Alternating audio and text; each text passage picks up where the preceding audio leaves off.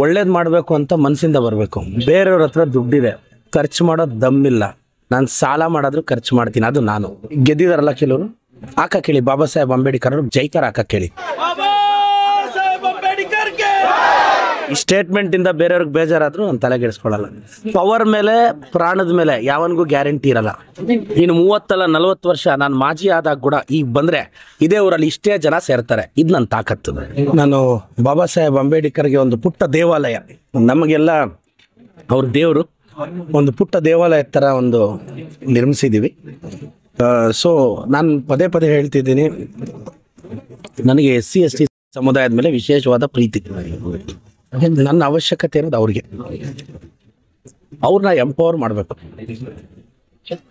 ಆ ಸಮುದಾಯದ ಮಕ್ಕಳಿಗೆ ಹೆಲ್ಪ್ ಆಗಲಿ ಅಂತಾನೆ ನಾನು ಬಟ್ಟೆ, ಆಂಬುಲೆನ್ಸು, ಸ್ಕಾಲರ್ಶಿಪ್ಪು ಕೊಡ್ತಾ ಇರೋದು.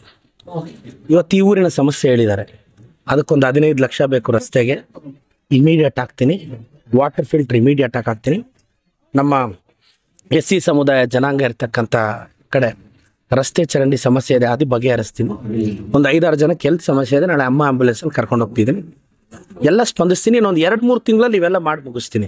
ಮತ್ತು ಈ ಸ್ವತ್ತು ಬರ್ತಾ ಇಲ್ಲ, ಅದು ಸರ್ಕಾರಕ್ಕೆ ಪ್ರಸ್ತಾವನೆ ಸಲ್ಲಿಸಿ ಅದು ಮಾಡಿಸ್ತೀನಿ ಸರ್. ನನಗೆ ಅದೇ ಸೌಭಾಗ್ಯ ಸರ್. ನೋಡಿ, ಇಲ್ಲಿ ಬಂದೆ ನಾನು, ಇಲ್ಲಿ ಬಂದಿರೋದ್ರಿಂದ ಇಷ್ಟು ಸಮಸ್ಯೆಗಳು ನನ್ನ ಗಮನಕ್ಕೆ ಬಂತು. ನಾನು ಪಂಚಾಯತಿಯಲ್ಲಿ ಹೋಗಿ ಕೂತ್ಕೊಂಡ್ರೆ ಇಷ್ಟು ಹೇಳ್ತಾರಾ, ತಾಲೂಕು ಆಫೀಸಲ್ಲಿ ಕೂತ್ಕೊಂಡ್ರೆ ಇಷ್ಟು ಹೇಳ್ತಾರೆ. ಈಗ ಬಂತು ನೋಡಿ, ನಾನು ಇವತ್ತು ಹೇಳ್ತೀನಿ, 4 ತಿಂಗಳಾದ್ಮೇಲೆ ನೀವು ಕ್ರಾಸ್ ವೆರಿಫೈ ಮಾಡಿ. ಇವತ್ತು ಇವ್ರು ಹೇಳಿರೋ 80% ಸಮಸ್ಯೆಗಳು ನಾನು ಬಗೆಹರಿಸ್ತೀನಿ. ಇನ್ನೊಂದು 10-20% ಟೈಮ್ ಬೇಕಾಗ್ಬೋದು. ನಮ್ಮ ಹುಡುಗರು ಏನೆಲ್ಲ ಸ್ಥಳೀಯವಾಗಿ ಎಲ್ಲ ಹುಡುಗರಿದ್ದಾರೆ, ಅವ್ರ ಭರವಸೆಗೆ ಈಡೇರಿಸ್ತೀನಿ. ಖಂಡಿತವಾಗೂ ಬಾಬಾ ಸಾಹೇಬ್ ಅಂಬೇಡ್ಕರ್ ಅವ್ರು ನಮಗೆ ದೇವರು, ಅವ್ರ ದಾರಿಯಲ್ಲೇ ನಡೀತಾ ಇದ್ದೀವಿ. ತುಂಬ ಸರ್, ಈಗ ಬುಕ್ಲೆಟ್ ರೆಡಿ ಆಗಿದೆ. ಇನ್ನೊಂದು 2 ಪಂಚಾಯತಿ ಆದ್ಮೇಲೆ ನಾನು ಪ್ರೆಸ್ ಮೀಟ್ ಕರಿತೀನಿ. ಆ ಬುಕ್ಲೆಟ್ ನಿಮ್ಗೆ ಹ್ಯಾಂಡ್ ಓವರ್ ಮಾಡ್ತೀನಿ. ಇಂಪ್ಯಾಕ್ಟ್ ಏನು ಅದು ಹ್ಯಾಂಡ್ ಓವರ್ ಮಾಡ್ತೀನಿ ಸರ್. ಭಾಳ ಒಳ್ಳೇದಾಗ್ತಿದೆ. ನನ್ನ ಜನಕ್ಕೆ ಹೇಳೋದಿಷ್ಟೇ, ಈಗ ಒಂದು 10-90 ಹಳ್ಳಿವರೆಗೂ ಸುತ್ತಿದ್ದೀನಿ. ನಾನು ಎಲ್ಲ ಹಳ್ಳಿಗೂ ಬರ್ತೀನಿ. ಅದಕ್ಕೆ ಇನ್ನೊಂದು 6 ತಿಂಗಳು ಟೈಮ್ ಹಿಡಿಯುತ್ತೆ ಅಲ್ವಾ. ಎಲ್ಲ ಮುಗಿಸ್ತೀನಿ. ದೈವಬಲ ಅವಕಾಶ ಸಿಕ್ಕಿದೆ, ಒಳ್ಳೇದು ಮಾಡ್ತೀನಿ. ಯಾವ ಶಾಸಕರು ಕೂಡ ನಮ್ಮ ಜೊತೆ ಈ ತರ ಊಟ ಮಾಡೋದಾಗ್ಲಿ, ನಮ್ಮ ಜೊತೆ ಇಷ್ಟು ಅಭಿಮಾನವಾಗಿ ಪ್ರೀತಿಯಿಂದ ಮಾತಾಡುವಂತ ಕೆಲಸ ಹಾಗೇನಿಲ್ಲ. ಈ ಶಾಸಕರು ಒಳ್ಳೆ ಕೆಲಸ ಮಾಡ್ತಾರೆ. ಮುಂದೆ ಇವರೇ ಬೇಕು ನಮ್ಗೆ ಅಂತ ವ್ಯಕ್ತಪಡ್ತಾರೆ. ಒಳ್ಳೇದು ಮಾಡಬೇಕು ಅಂತ ಮನಸ್ಸಿಂದ ಬರಬೇಕು. ಬೇರೆಯವ್ರ ಹತ್ರ ದುಡ್ಡಿದೆ, ಖರ್ಚು ಮಾಡೋದು ದಮ್ಮಿಲ್ಲ, ನಾನು ಸಾಲ ಮಾಡಾದ್ರೂ ಖರ್ಚು ಮಾಡ್ತೀನಿ, ಅದು ನಾನು. ಅಮ್ಮ ಆಂಬುಲೆನ್ಸು, ಬೇರೆಯವ್ರ ಥರ ಒಂದು ಆಂಬುಲೆನ್ಸ್ ಸರ್ಕಾರ ಕೊಟ್ಟು ಬಿಲ್ಡಪ್ ಕೊಟ್ಟಿಲ್ವೇ, 10 ಆಂಬುಲೆನ್ಸು, ಡ್ರೈವರ್ ನಂದು, ಪೆಟ್ರೋಲ್ ನಂದು. ಇಷ್ಟು ಯಾರು ಮಾಡ್ತಾರೆ?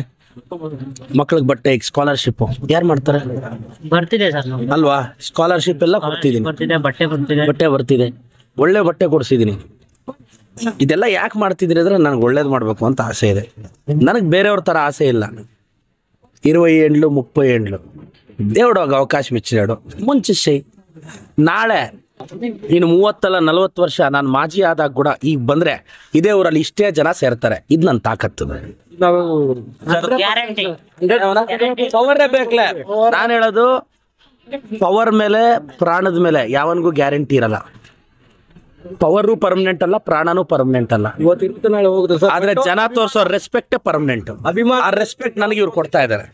ನಾನು ಬಾಬಾ ಸಾಹೇಬ್ ಅಂಬೇಡ್ಕರ್ ಅವ್ರ ಭಕ್ತ. ಈಗ ಗೆದ್ದಿದಾರಲ್ಲ ಕೆಲವರು, ಹಾಕ ಕೇಳಿ, ಬಾಬಾ ಸಾಹೇಬ್ ಅಂಬೇಡ್ಕರ್ ಅವ್ರು ಜೈಕಾರ ಹಾಕ ಕೇಳಿ. ಯಾಕೆ ಹಾಕ್ಬಾರ್ದು? ಎಲೆಕ್ಷನ್ ಟೈಮಲ್ಲಿ ಮಾತ್ರ ಯಾಕೆ ಫೋಟೋ ತೋರಿಸೋದು? ನಮ್ಗೆ ಪ್ರೀತಿ ನಿಜವಾದ ಸರ್. ನಾನು ಬಂದು ಕೂತಿಲ್ವಾ? ಜನರ ಕಷ್ಟ ಕೇಳ್ತಿಲ್ವಾ? ನಾವು ಬಂದಿರೋದವ್ರಿಗೆ ಸರ್ ಮನಸ್ಸಿಂದ ಬರ್ಬೇಕು ಸರ್, ಒಳ್ಳೇದು ಮಾಡಬೇಕು ಅಂತ. ನಾನು ಒಳ್ಳೇದು ಮಾಡ್ತಿದ್ದೀನಿ.